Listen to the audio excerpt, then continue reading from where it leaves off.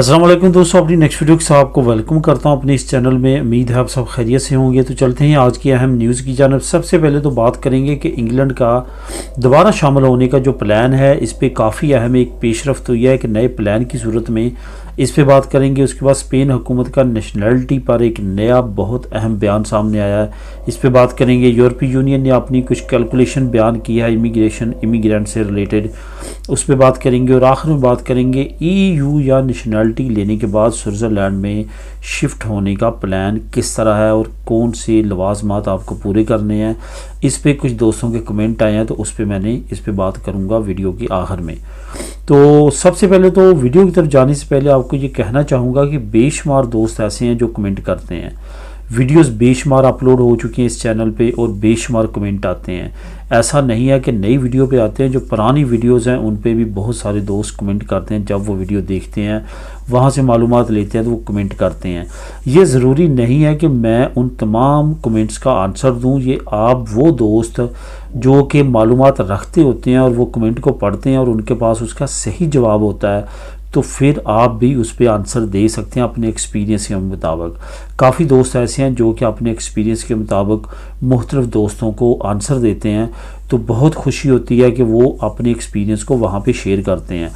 इस चैनल का मेन मकसद जो है, यहाँ पे मैं आपको बताता चलूँ, ये कतन नहीं है कि यहाँ से मैंने पैसा कमाना है। ये हमेशा याद रखें, ये अगर मैंने पैसा कमाना होता तो मैं कब का ये छोड़ चुका होता। ये चैनल बेशुमार लोगों ने चैनल शुरू किए और छोड़े।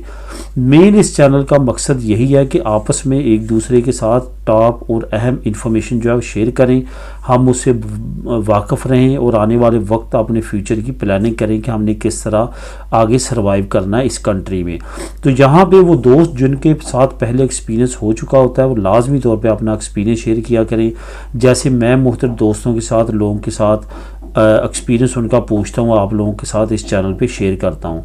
मेरे दरअसल टाइम कंज्यूमिंग की वजह से ज़रा मसला है, वरना मैंने इंटरव्यू भी मुख्तलिफ लोगों के शुरू करने थे, लेकिन वो आने वाले वक्त में इंशाल्लाह ताला उस तरफ जाएंगे और कुछ मज़ीद लोगों के साथ रब्ते करेंगे ताकि आप लोगों के साथ ज़्यादा इंफॉर्मेशन शेयर कर सकें। लेकिन जो दोस्त ऑलरेडी इस चैनल पे हैं, वो लाजमी तौर पे अपना जो उनका एक्सपीरियंस होता है वो शेयर कर सकते हैं। या कोई दोस्त ऐसा है जिसके पास काफ़ी अच्छी मालूमात है, वो मुझसे रब्ता कर सकते हैं। मैंने ईमेल एड्रेस जो है अपने चैनल पे भी दिया हुआ है। अगर आप में से कोई ऐसा दोस्त है जो मुझसे रब्ता करना चाहता है, उसको मैं ईमेल अमूमन तौर पे शेयर कर देता हूँ कमेंट के नीचे। ओपनली मैं अपना टेलीफोन नंबर शेयर नहीं कर सकता, उसके बाद काफ़ी मसला मेरे लिए बढ़ जाता है। मैं बीच में मसरूफ़ होता हूँ, तो फिर फ़ोन अटेंड करना आसान नहीं होता। इस वजह से वो दोस्त जो कि समझते हैं कि उनके पास कोई ऐसी यूज़फुल इंफॉर्मेशन है, स्पेशली जो इस वक्त ताज़ा तरीन चल रही हैं, तो वो लाजमी तौर पे शेयर करने के लिए रब्ता कर सकते हैं। तो न्यूज़ की तरफ जाते हैं। सबसे पहले तो जो मैं बात करूंगा वो है इंग्लैंड का दोबारा शामिल होने का जो इम्कान है। यहाँ पे मैं बताता चलूँ कि 83 बिलियन जो यूरो है उसका एक मंसूबा यूरोपीय यूनियन शुरू करने जा रही है। इंग्लैंड ने इससे अलहदगी इख्तियार की थी जब ब्रेक्सिट हुआ था, क्योंकि यूरोपीय यूनियन के तमाम मेंबरान ने एक नया जो मंसूबा है, वो पहले भी हर साल उस पर वो खर्च करते थे और उस मंसूबे को आगे लेके चलते थे। वो रिसर्च का शोबा था, तो उसमें से यूके निकल गया था ब्रेक्सिट के बाद। लेकिन यूके ने अब दोबारा से उसकी मेंबरशिप हासिल करने के लिए अपना इंटरेस्ट जाहिर किया और उसमें 83 बिलियन जो यूरो है वो इन्वेस्ट करने का ऐलान किया है। अब यूरोपीय यूनियन इसको एक्सेप्ट कर दिया या रिजेक्ट करती है, लेकिन फ़िलहाल इंग्लैंड की तरफ से ये बात सामने आ चुकी है कि वो इसमें इंटरेस्टेड है और वो चाहता है कि इस तरफ आया जाए और वो इसमें मेंबरशिप हासिल करने के लिए एप्लीकेशन अपनी दे। अब देखते हैं इस पे नई अपडेट क्या आती है। इसके बाद हम बात करेंगे स्पेन हुकूमत का नेशनलिटी पे एक नया बयान। दोस्तों यहाँ पे आपको बताता चलूँ, ये जो 3 न्यूज़ हैं, पहली इसके लिंक मैं नीचे आपको डिस्क्रिप्शन में दे दूँगा, आप ख़ुद भी इसको क्लिक करके रीड कर सकेंगे। तो यहाँ पे स्पेन हुकूमत का नेशनलिटी के लिए ऊपर एक नया बयान सामने आया है। असल में मसला क्या बना कि 2023 में अब इलेक्शन ईयर है, तो इस वक्त वो पार्टी जो कि इमिग्रेंट्स के काफ़ी ज़्यादा अगेंस्ट है। आपको मालूम है नंबर 1 जो तो वॉक्स है और नंबर 2 जो है वो इस वक्त पेपे है, जो कि वॉक्स के साथ मिल के तमाम महाज पे इकट्ठी है इमिग्रेंट्स के अगेंस्ट। आपको मालूम था कि होगा कि जब पेपे की हुकूमत थी, जब रखोई की हुकूमत थी, उस वक्त नेशनलिटी का प्रोसेस बहुत ज़्यादा स्लो हो चुका था। उसकी यही वजह थी कि ये पार्टी बिल्कुल लाइक नहीं करती गैर मुल्कियों को, और यही वजह है कि प्रोसेस बहुत ज़्यादा स्लो था, बल्कि बहुत बड़ी तादाद में एप्लीकेशन पेंडिंग पड़ी हुई थी। लेकिन इस हुकूमत के आने के बाद बहुत तेज़ी के साथ जो है वो मामलात आगे चले। जो मैंने आपको कल वाली वीडियो में एक बताया था कि किस तरह से नए प्रोसेस के साथ, रोबोटिक सिस्टम के साथ नेशनलिटी के प्रोसेस को बहुत ज़्यादा तेज़ कर दिया गया है, वो पहले भी हो सकता था लेकिन इन हुकूमतों ने नहीं किया। अब मसला क्या आया कि अब 4,70,000 जब से पेशोई की हुकूमत आई है, 4,70,000 गैर मुल्कियों को नेशनलिटीज़ मिल चुकी हैं, और उन नेशनलिटीज़ में से बहुत सारी नेशनलिटीज़ ऐसे लोगों की है जो कि पेपे के दौर में रोकी गई थी, जो कि तकरीबन 3 लाख की तादाद वो बनती है। उसके बाद जो है वो बाकी तादाद जो है वो उन्होंने बाद में जिन्होंने जमा करवाई पेशोई की हुकूमत ने, उनका भी रिज़ल्ट आया और उनको भी नेशनलिटीज़ मिली। अब मसला यहाँ पे ये बना कि वोक्स ने और पेपे ने इल्ज़ाम लगाया है कि ये जो पेशोई की हुकूमत है, इन्होंने जानबूझ के गैर मुल्कियों को नेशनलिटी दी है ताकि आने वाले इलेक्शन में ये हमें वोट दें, क्योंकि अब 4,70,000 जो तादाद बनती है बहुत बड़ी तादाद है गैर मुल्कियों की। अगर ये 4,70,000 पेशोई को वोट देते हैं तो इसमें कोई शक नहीं है कि पेशोई की हुकूमत की पोजीशन बहुत अच्छी हो जाएगी। और इसी वजह से वोक्स को और पेपे को ख़तरा है कि ये जो नए नेशनलिटी लेने वाले गैर मुल्की हैं, इन्होंने अगर पेशोई को वोट दे दिया तो हमारी अक्सरियत में कमी आ जाएगी और हमारा वोट बैंक काफ़ी ज़्यादा लूज़ हो जाएगा। अब देखते हैं इन 4,70,000 में से कितने लोग पेशोई को वोट देते हैं, कितने लोग पेपे को वोट देते हैं और कितने लोग वोक्स को वोट देते हैं। गैर मुल्कियों की जो ज़्यादातर तादाद है वो यही उम्मीद ज़ाहिर की जा रही है, बल्कि 100% तादाद जो कि पेशोई के मुफाद में है, क्योंकि पेशोई की हुकूमत जब भी आई है उन्होंने गैर मुल्कियों के लिए अच्छे स्टेप्स उठाए हैं और अच्छी उम्मीद की किरण बन के आए हैं। वो तमाम स्टेप्स जो कि वो तमाम काम जो रुके होते थे इनकी दौरे हुकूमत में, वो दोबारा से शुरू हो जाते हैं। कि यूरोपीय यूनियन की इमिग्रेंट से रिलेटेड एक नई रिपोर्ट जो है वो शाया की गई है।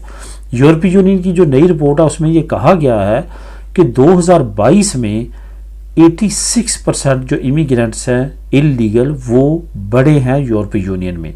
यहाँ पे रिपोर्ट में एक और भी इंकशाफ किया गया और उस रिपोर्ट में ये कहा गया है कि क्योंकि यूक्रेन के लोगों को ये सहूलत दी गई थी कि वो अगर वहाँ के रहने वाले गैर मुल्की जो स्टूडेंट वीज़े पे आए हैं, बिज़नेस वीज़े पे आए हैं या वहाँ पे रहते हैं फैमिलीज़ के साथ, अगर वो भी वहाँ से निकलना चाहते हैं तो दूसरे यूरोपीय मालिक में उनको भी लीगल स्टेटस दिया जाएगा।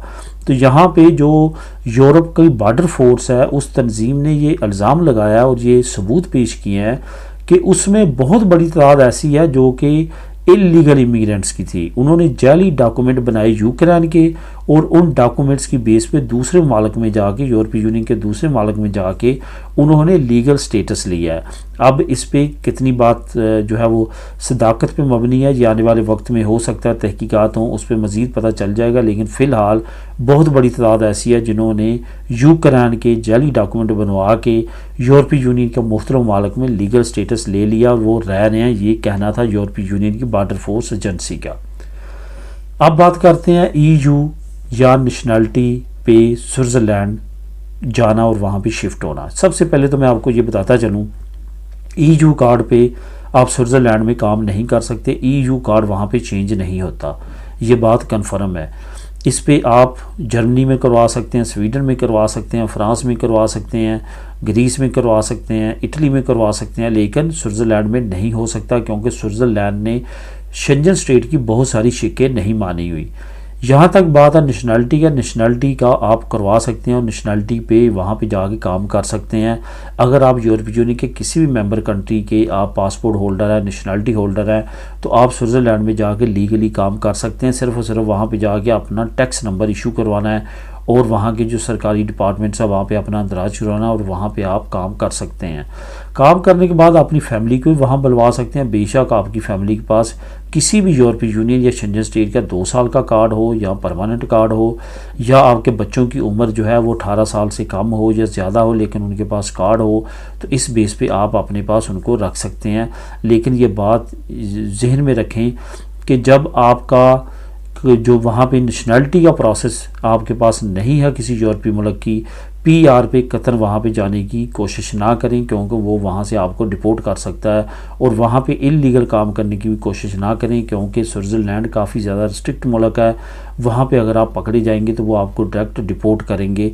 इस तरह की गलती बिल्कुल भी ना करें कि आप वहाँ पे इलीगल तौर पे काम करें। तो दोस्तों ये थी आज की अहम न्यूज़ और इन्फॉर्मेशन, दुआ में याद रखिएगा। और इस तमाम न्यूज़ के जो पहली मैंने आप लोगों के साथ शेयर किए हैं, इनके लिंक आपको डिस्क्रिप्शन में मिल जाएंगे, वहाँ पे जाके आप इनको ख़ुद भी रीड कर सकेंगे। अल्लाह हाफिज़।